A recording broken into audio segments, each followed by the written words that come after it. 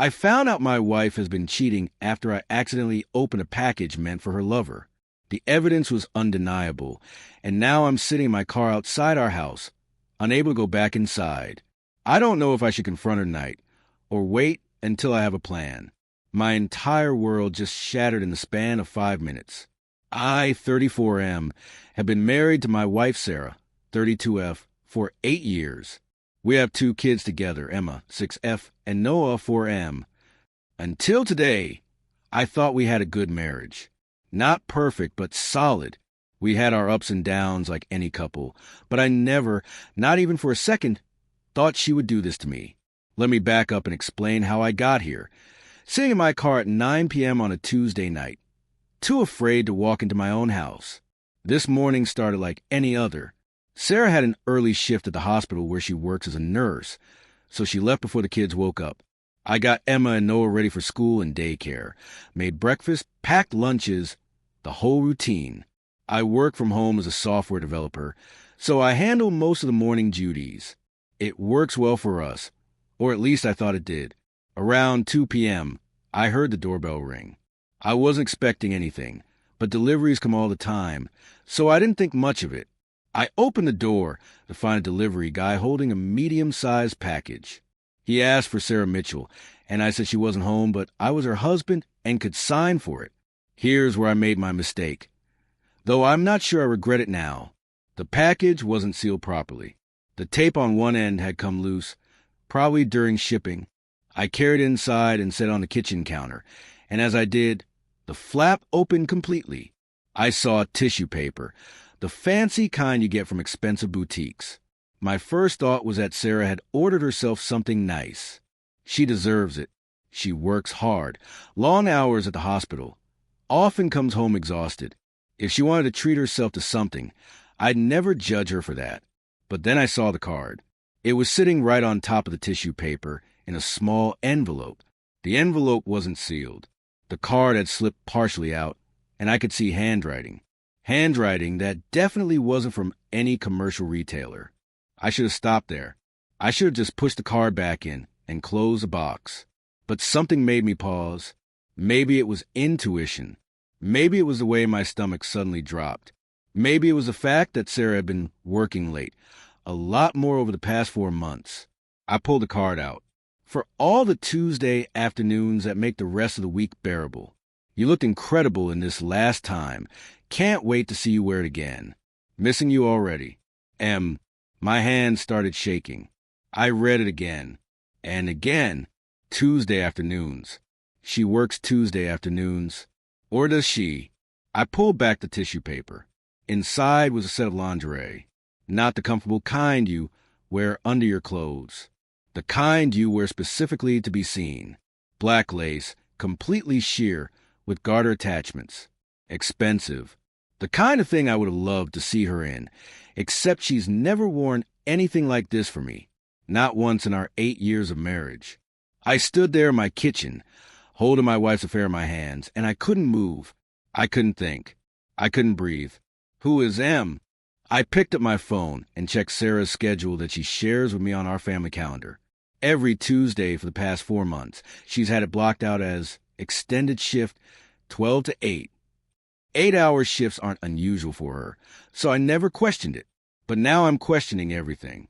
I did what probably everyone does in this situation. I went through everything I could access. I checked our phone records online. We're on a family plan, so I can see the number she calls and texts, but not the content. There's one number that appears constantly over the past 4 months, multiple times a day. Calls lasting anywhere from 5 minutes to over an hour. Late night texts, dozens of them. I called the number from my phone. It rang 4 times and went to voicemail. A man's voice. Hey, this is Marcus. Can't get the phone right now. Leave a message. Marcus. M. I didn't leave a message. I just hung up and sat there, staring at my computer screen. My wife is having an affair with someone named Marcus. I spent the next 3 hours going through everything. I checked our credit card statements. There were charges I'd never paid attention to before. A hotel in the next town over. Charged every Tuesday for the past 16 weeks. Always the same amount. Always the same day. $400 a week for a hotel room. I found charges at restaurants I've never been to with her. Flowers that I never saw arrive at our house. A jewelry purchase from 2 months ago. She's not wearing any new jewelry. Then I made the mistake of checking our shared photo cloud. We have automatic backup turned on for both our phones. Most of what I found was innocent. Pictures of the kids, random selfies, photos of her at work with colleagues. But then I found a folder I'd never noticed before, created 4 months ago, labeled Backup Old Phone. It wasn't from an old phone. I won't describe the photos in detail. I can't, but they were of my wife. Some were selfies. Some were clearly taken by someone else. She was wearing the lingerie from the package. She was wearing other things. She wasn't wearing anything at all. And in 3 of the photos, there was a hand. A man's hand. On her waist. On her thigh. In her hair. I closed my laptop. I ran to the bathroom and threw up. That was 4 hours ago. Since then, I've been driving around. I picked up the kids from school and daycare like normal, or as normal as I could manage. Emma asked me if I was okay because I was being quiet. I told her Daddy just had a stressful work day. I made them dinner. I gave them baths. I read them stories and put them to bed. Sarah texted me around 6 p.m. Running late. Probably won't be home until 9. Love you. It's 9:15 now. Her car just pulled into the driveway. I watched her park and check her phone before getting out. She's walking to the door now. She's wearing scrubs. She looks tired. She looks like my wife. But she's not. Not anymore. The woman I married wouldn't do this. The woman I married wouldn't lie to my face every single day for 4 months. The woman I married wouldn't sleep with another man and then come home and kiss our children goodnight. I don't know what to do. Part of me wants to drive away and never come back. Part of me wants to storm in there and throw the lingerie in her face and demand answers. Part of me wants to call Marcus and ask him if he knows she's married, if he knows about Emma and Noah, if he feels any guilt at all. But mostly I just feel numb. I keep thinking about all the little moments over the past 4 months. The time she came home and went straight to the shower. The time she was on her phone and quickly locked it when I walked in the room. The time 3 weeks ago when I tried to initiate sex and she said she was too exhausted from work, that her back was hurting from being on her feet all day. Was she with him that day? Did she come home from being with him and reject me? Last Tuesday, she came home around 8:30. She seemed happy, lighter. She was humming while she made herself tea. She kissed me on the cheek and asked about my day. She went upstairs and spent half an hour on her phone, smiling at the screen. Was she texting him? Was she looking at photos? Was she planning their next Tuesday together? On our anniversary 2 months ago, we went out to dinner. It was nice. She seemed present. She told me she loved me. We came home and we made love. The next day was Tuesday. Did she see him that afternoon? Did she compare us? I trusted her completely. Implicitly. It never even crossed my mind that she could do this. When she said she was working late, I believed her. When she said she needed to pick up an extra shift, I supported her. When she said she was going out with her co-workers for drinks, I stayed home with the kids and told her to have fun. How many of those times was she with him? My phone just buzzed. It's her. Are you coming inside? Your car has been sitting out there for 10 minutes. She knows I'm here. I have to make a decision right now. Do I confront her tonight? Do I walk in there with the package and the card and demand to know everything? Do I tell her I know about Marcus in the hotel and the photos? Or do I pretend everything is fine while I figure out my next move? Do I call a lawyer first? Do I gather more evidence? Do I protect myself financially before she knows that I know? I have no idea what the right answer is. I've never been in this position before. I never thought I would be. The logical part of my brain is telling me to be strategic. Don't show your hand until you have a plan. Talk to a lawyer. Document everything. Protect the kids. Protect yourself. But the emotional part of my brain is screaming. It wants answers. It wants to know why. It wants to hear her say it out loud. It wants to watch her face when she realizes she's been caught. I think about Emma and Noah asleep upstairs right now, with no idea that their world is about to change forever. They love their mom. She's a good mother. I can't deny that. She reads to them every night she's home. She makes them laugh. She takes care of them when they're sick. She shows up to every school event and every birthday party. How can she be that person and also be the person who's been lying to all of us for 4 months? Another text. Is everything okay? The absolute audacity of that question. Is everything okay? Like she's concerned. Like she cares. Like she hasn't been destroying our family piece by piece every Tuesday for the past 16 weeks. I'm getting out of the car. I'm walking to the door. I still don't know what I'm going to say. She opens the door before I can reach it. She's changed out of her scrubs into yoga pants and a t-shirt. Her hair is up in a messy bun. She looks concerned. Hey, are you okay? You've been sitting out there for a while. I look at her. Really look at her. I'm searching for something. Any sign that she's not who I thought she was. But she just looks like Sarah. My wife. The mother of my children. The woman I've loved for over a decade. I'm fine, I hear myself say. Just got a stressful email from work. Needed a minute. She buys it. Of course she does. She's gotten very good at believing lies. Come inside, it's cold out here, she says, reaching for my hand. I let her take it. Her hand is warm. It's the same hand that's been in the photos with someone else's hand. The same hand that wears the wedding ring I saved up for 3 months to buy.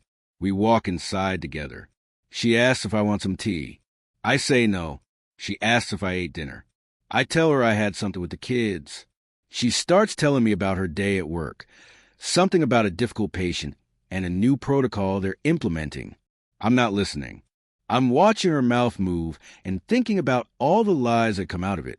I'm watching her stand in our kitchen and thinking about all the Tuesday afternoons she spent in a hotel room with Marcus. The package is still sitting on the counter where I left it.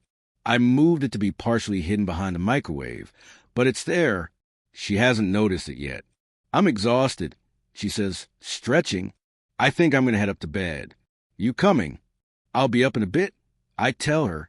I need to finish some work stuff. She kisses my forehead. Don't stay up too late.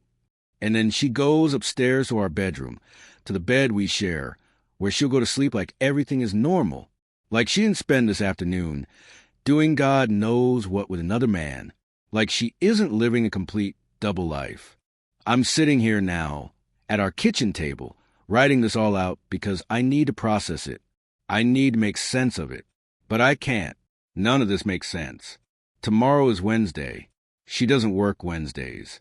We usually spend the day together when the kids are at school, running errands, sometimes catching a matinee, or just hanging around the house. It's supposed to be our day. Next Tuesday is a week away. Will she go see him? Will she make up another excuse about working late? Will she come home smelling like hotel soap and lie to my face again? I don't think I can do this. I don't think I can sit across from her at breakfast tomorrow and pretend I don't know. I don't think I can watch her text him when she thinks I'm not looking. I don't think I can hear her say, I love you, one more time when we both know it isn't true. But I also don't think I can blow up our entire lives right now, tonight, without a plan. I have to think about Emma and Noah. I have to think about what comes next. So I guess I'm going to do what she's been doing. I'm going to lie. I'm going to pretend. I'm going to act like everything is fine while I figure out my next move. I'm going to call a lawyer first thing in the morning. I'm going to document everything I found today. I'm going to start moving money into an account she doesn't know about. I'm going to be strategic and smart, even though what I really want to do is fall apart. I'm going to protect my kids and protect myself. And then I'm going to confront her with all the evidence she can't deny. But tonight, I'm just going to sit here in a house that doesn't feel like home anymore, with a wife upstairs who isn't really my wife, and try to figure out how I'm supposed to survive this. If anyone has been through something similar, I could really use advice. How do I do this? How do I get through the next few days while I prepare? How do I look at her without losing it? And most importantly, how do I tell my kids that everything is about to change? Update. I'm not going upstairs tonight. I can't. I told her I need to stay down here and work. She doesn't suspect anything. I'm going to sleep on the couch. Maybe tomorrow I'll have more clarity. Maybe tomorrow I'll know what to do. But right now, I just need to get through tonight. Update 1. 3 days later, Friday evening. I don't even know where to start. The past 3 days have been the worst of my entire life, and I'm including the time I lost my dad to cancer. At least then I knew grief was coming. At least then I could prepare myself. This has been like living in an alternate reality where everything looks the same, but nothing actually is. First, thank you to everyone who commented on my original post. I read every single comment, even though I haven't responded to many. Some of you told me to confront her immediately. Some told me to get a lawyer first. Some told me to gather more evidence. A few of you warned me that this was going to get worse before it gets better. You were right about that last part. Wednesday morning, I called in sick to work. I couldn't focus. I couldn't function. Sarah left for her actual shift at the hospital at 6 a.m., and as soon as she was gone, I called 3 divorce attorneys. The first one couldn't see me until next week. The second one gave me a free consultation over phone and recommended I document everything before confronting her. The third one, a woman named Jennifer, told me she had a cancellation and could see me that afternoon at 2 p.m. I went. I brought everything. The package with the lingerie and card. Screenshots of the phone records. The credit card statements with the hotel charges. The photos from the cloud. All of it. Jennifer looked through everything with this neutral, professional expression that I'm sure she perfected over years of hearing stories like mine. When she finished, she looked up at me and said, "You have more than enough evidence. The question is, what do you want?" What I want? I wanted my wife to not be sleeping with someone named Marcus. I wanted the past 4 months to be a nightmare I could wake up from. I wanted to go back to last Tuesday morning when I was still ignorant and happy. But that wasn't what she meant. "Do you want to try to save the marriage, or are you done?" she asked. I told her I honestly didn't know. Part of me still loves Sarah. We have 8 years of history, 2 beautiful kids, a whole life together. But another part of me knows I can never trust her again. How do you come back from something like this? Jennifer gave me practical advice. She told me to open a separate bank account and start moving money into it, not hiding assets, just protecting myself. She told me to keep documenting everything. She told me that in our state, infidelity doesn't really affect divorce settlements much, but it could impact custody if I could prove it was affecting her parenting. She told me I needed to decide soon whether I was going to confront Sarah or continue gathering evidence. I left her office feeling somehow both more prepared and more lost than before. When I got home, Sarah was already there. She'd gotten off work early.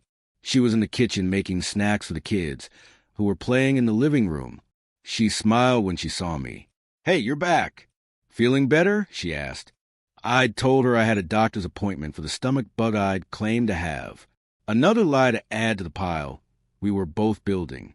"Yeah, much better," I said. She walked over and hugged me. She actually hugged me, put her arms around me like she loved me, like she wasn't actively destroying everything we built together. I stood there with my arms at my sides, unable to hug her back. She noticed. "You okay?" she asked, pulling back to look at my face. Still feeling a little off. I lied. "I think I need a rest." She nodded, concerned. Always so concerned. "Go lie down. I've got the kids." I went upstairs to our bedroom and just stood there. This room where we've slept together for 8 years. Where we've made love. Where we've comforted each other during hard times. Where we've whispered about our hopes and dreams in the dark. Where she's been lying to me for 4 months straight. I opened her nightstand drawer. I don't know what I was looking for. More evidence? Some kind of explanation? What I found was worse than I expected. There was a second phone. A cheap prepaid phone tucked under some papers. I turned it on. It didn't require a password. The messages on it were all from M. Hundreds of them, going back 4 months. I sat on our bed and read them. I'm not going to transcribe them all here, but I'll give you the highlights that are burned into my brain. Can't stop thinking about Tuesday. "You're incredible. Tell your husband you have another late shift next week. I need you. I'm falling for you. I know we said we wouldn't do this, but I can't help it. Do you ever think about leaving him? Being with me for real? And Sarah's responses. Oh, God, her responses. Tuesday can't come fast enough. I miss you already. I'll figure something out. He never questions me. I think about it all the time. But the kids, it's complicated. What we have feels more real than my marriage has felt in years. That last one broke something in me. I actually felt it happen, like something cracking in my chest. I took photos of everything on that phone. Every message. Every photo she'd sent him. Every lie she'd told. Then I put the phone back exactly where I found it. That night at dinner, I watched her. Really watched her. She laughed at something Noah said. She helped Emma with her vegetables. She asked me about my day. She was so normal, so present, so seemingly content with her life. How does she do it? How does she compartmentalize like this? How can she sit here with us, this family she's destroying, and act like everything is fine?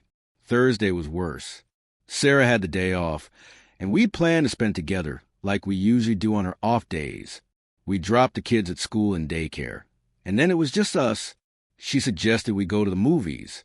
We ended up seeing some comedy that I couldn't even follow because I was too busy thinking about the fact that I was sitting next to a stranger.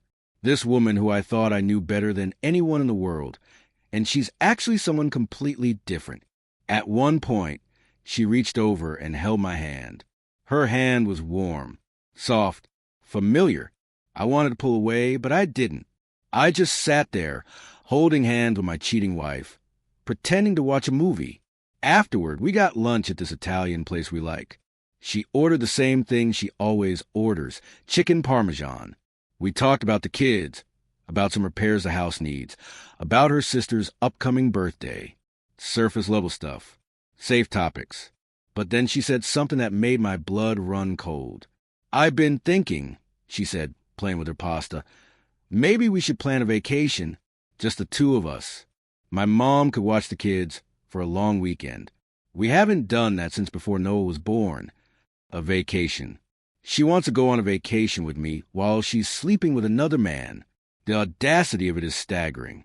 Where would you want to go? I asked because what else could I say? Maybe that bed and breakfast in Vermont we went to before Emma was born? That was such a nice trip. She was smiling, genuinely smiling, like this was a real suggestion. Like she actually wanted to spend a romantic weekend away with me. Sure, I heard myself say, that sounds nice. It won't happen. We won't be going to Vermont. We won't be going anywhere together ever again. But she doesn't know that yet. Last night, Thursday night, was the hardest yet. We had sex. She initiated it. She kissed me, touched me, told me she loved me. And I went along with it because I didn't know what else to do. The alternative was to tell her no and have her ask questions I wasn't ready to answer yet.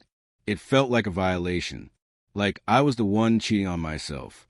When it was over, she curled up against me and fell asleep while I lay there staring at the ceiling, feeling disgusted and broken and angry. This morning, Friday morning, I made a decision. I can't keep doing this. I can't spend another week pretending. I can't watch her live her double life while I'm drowning in this. Tuesday is 4 days away. That's her next planned day with Marcus. I've decided that's when I'm going to do it. I'm going to follow her. I'm going to catch them together. And then I'm going to confront her with undeniable, irrefutable proof. Is it dramatic? Probably. Is it smart? I don't know. But I need to see it with my own eyes. I need to close the door on any doubt. And yes, part of me wants her to know that I know. Part of me wants to ruin her Tuesday the way she's ruined my entire life. So here's my plan. Tuesday morning, I'm going to act normal.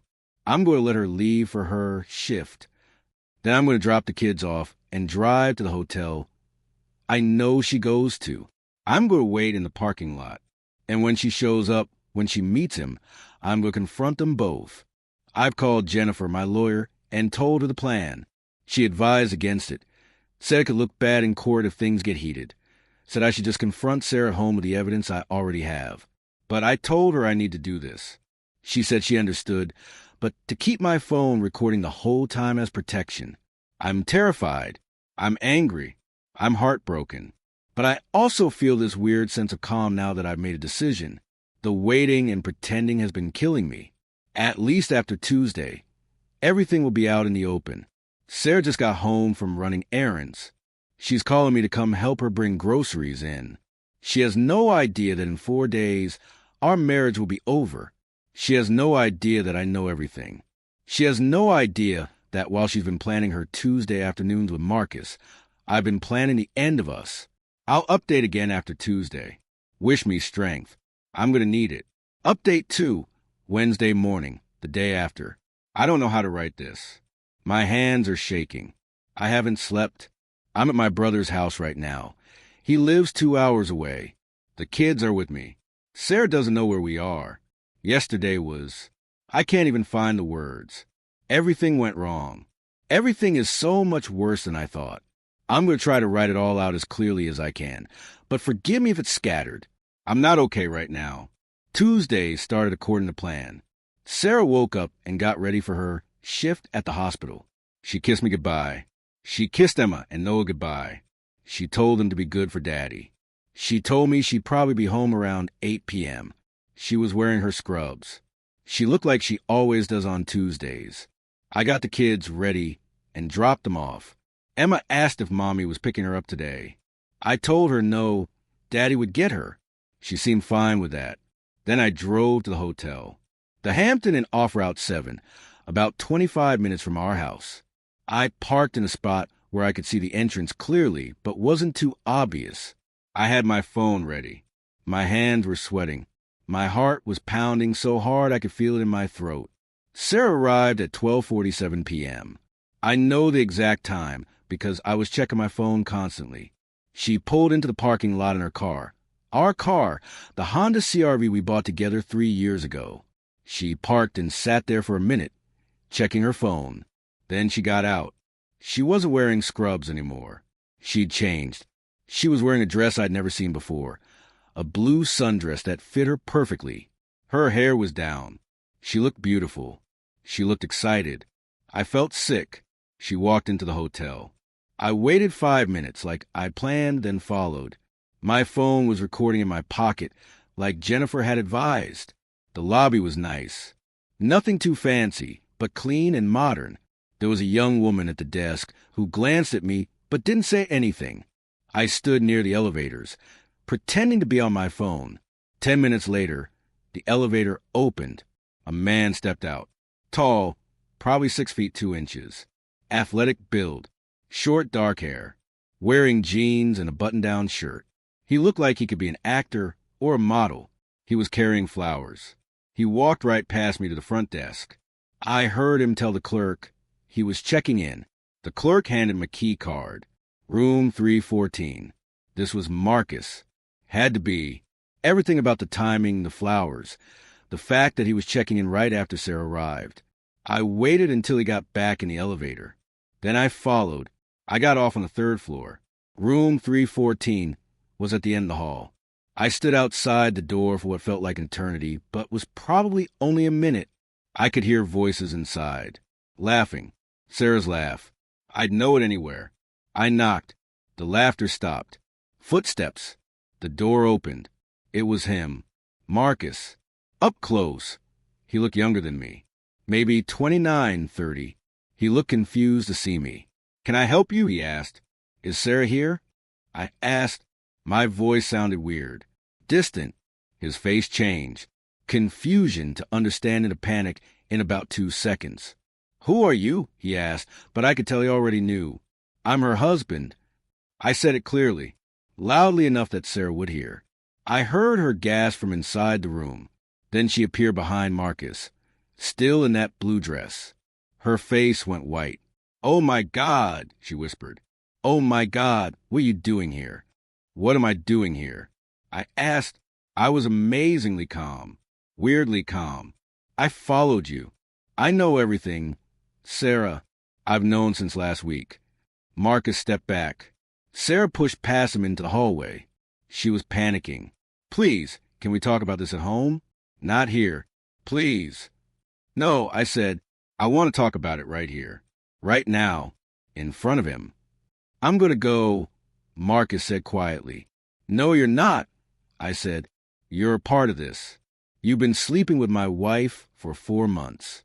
You don't get to just leave. He looked at Sarah. She looked at him. Some kind of silent communication passed between them. How long have you known? Sarah asked me. Her voice was shaking. Since last Tuesday. I found the package. The lingerie. The card. From M. I looked at Marcus. You. I can explain, Sarah started. Explain? I couldn't believe it. You want to explain? Okay. Explain how you've been lying to me every single day for 4 months. Explain how you've been coming home from being with him and kissing our kids goodnight. Explain how you had sex with me last week while you've been screwing him every Tuesday. She started crying. I'm sorry. I'm so sorry. It just happened. We didn't plan this. When did it start? I asked. She hesitated. When, Sarah? July, she whispered. Late July. For months. Just like I'd thought. But hearing her confirm it made it real in a way it hadn't been before. How did you meet? I asked. She looked at Marcus again. He was standing in the doorway of the hotel room, looking like he wanted to disappear. At the hospital, she said. He's a pharmaceutical rep. He comes by sometimes to meet with the doctors. We started talking. It was just friendly at first. Then we got coffee. Then you started fucking him. I finished. She flinched. It wasn't like that. It wasn't just physical. We connected. He understands me. He understands you? I felt myself getting angry now. The calm was breaking. I'm your husband. We've been together for over a decade. I've been there through everything. And he understands you. You don't understand, she said. Things haven't been good between us for a while. You know that. I don't know that. I was yelling now. I thought we were fine. I thought we were happy. If you were unhappy, you talk to me. You don't start fucking someone else. Marcus finally spoke. Look, man, I'm sorry. I didn't know she was married at first. I turned to him. What? Sarah's eyes went wide. Marcus, don't. What do you mean you didn't know she was married? I asked him. He looked uncomfortable. She told me she was separated, that she'd been living apart from her husband for months, that she was planning to file for divorce soon. The world tilted. Sarah had been lying to both of us. She constructed an entire false reality. Is that true? I asked Sarah. Did you tell him that? She was crying harder now. I had to. He wouldn't have. We wouldn't have started if he knew I was still married. You're still married, I said. We live together. We sleep in the same bed. We're raising our kids together. You've been lying to everyone. Marcus looked shocked. Kids? You have kids. You didn't tell him about Emma and Noah? I asked Sarah, incredulous. She was sobbing now. I couldn't. It made it too real. I needed this to be separate from my real life. This isn't separate from your real life. I was fully yelling now. This is your real life. This is you destroying our family. This is you being a cheater and a liar. A door down the hall opened. An older couple looked out, saw us, and quickly closed their door again. Marcus backed into the hotel room. I need to go. This is too much. You don't get to leave, I said, following him into the room. Sarah came after me. The hotel room looked exactly like you'd expect. King bed with rumpled sheets. 2 wine glasses on the nightstand. The flowers Marcus had brought, now in a vase on the dresser. Evidence of the life they'd been building every Tuesday while I was at home. Completely oblivious. How serious is this? I asked, looking between them. Is this just sex, or are you in love with him, Sarah? She didn't answer. That was answer enough. You're in love with him, I said. It wasn't a question. I don't know, she whispered. I don't know what I feel. Do you love me? I asked. She looked at me, really looked at me. I don't know that either. That hurt worse than anything else she could have said. Worse than the affair. Worse than the lies. She didn't even know if she loved me anymore. I want a divorce, I said. No, she said immediately. No, we can work through this. We can go to counseling. We can fix this. There's nothing to fix, I said. You destroyed this. You made your choice. I made a mistake, she said. A terrible mistake. But we have kids together. We have a life together. We can't just throw that away. You already threw away, I said, 4 months ago. Every Tuesday. Every lie. Marcus was gathering his things. I'm leaving, he said. Sarah, I'm sorry. I can't do this. I didn't sign up for this. She turned to him. What? No, wait. You lied to me, he said. About everything. You're not separated. You have kids you never mentioned. This isn't what I thought it was. Please don't go, she said. She was begging him. She was actually begging him to stay. I watched my wife plead with her lover not to leave her, and something inside me just broke. That was the moment I knew it was really over. Not when I found the package. Not when I read the messages. But right then, watching her care more about him leaving than about what she'd done to our marriage. Marcus left. Sarah tried to follow him, but I grabbed her arm. Let him go, I said. She jerked away from me. Don't touch me. Don't touch you. I couldn't believe it. Are you serious right now? We stood there in that hotel room. This place where she'd been coming every week. Where she'd been building a relationship with someone else while our marriage fell apart. I need time to think, she said finally. Time to think. I repeated. About what? About whether you want to be with me or with him? I don't know what I want, she said. Then I'll make it easy for you. I said, I'm taking the kids and leaving. I'm going to file for divorce. You can have all the time you want to figure out what you want, but it's not going to be with me. We're done. You can't take my kids, she said. Watch me, I said. I left her there, in that hotel room, still wearing that blue dress, still crying. I drove Emma's school and Noah's daycare. I picked them both up early. Emma asked why. I told her we were going on an adventure to see Uncle Mike. She was excited. Noah fell asleep in his car seat. I called my brother from the road, told him everything. He told me to come straight to his house, stay as long as I needed. I've been here since last night. Sarah's called 47 times. I counted. She's left dozens of voicemails and texts.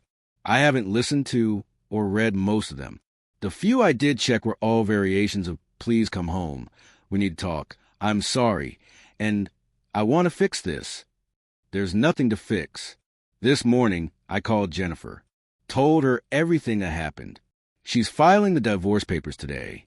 Emergency custody hearing is scheduled for next week. She's confident I'll get at least temporary primary custody, given that Sarah's affair could be argued to show poor judgment that might affect the kids.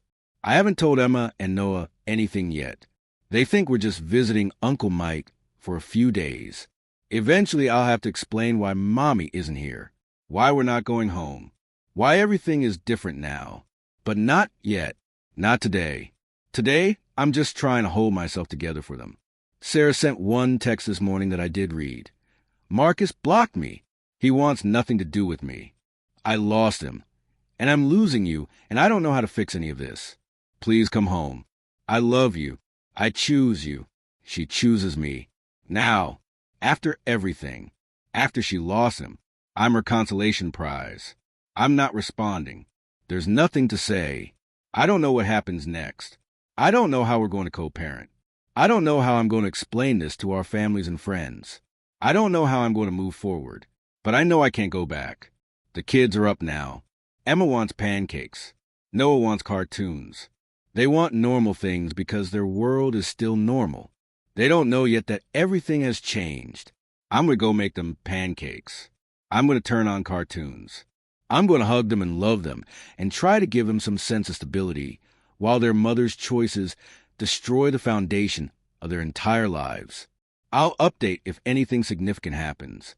Right now, I just need to focus on getting through each day, one day at a time, starting with today. Thank you all for the support. I'm reading every comment, even if I can't respond to them all. It helps knowing I'm not alone in this. Edit. Someone asked if I'm really sure about divorce or if counseling is an option. The answer is yes, I'm sure. She only wants me now because Marcus rejected her. She told me to my face She doesn't know if she loves me. She's sorry she got caught, not sorry she did it. That's not something counseling can fix. We're done.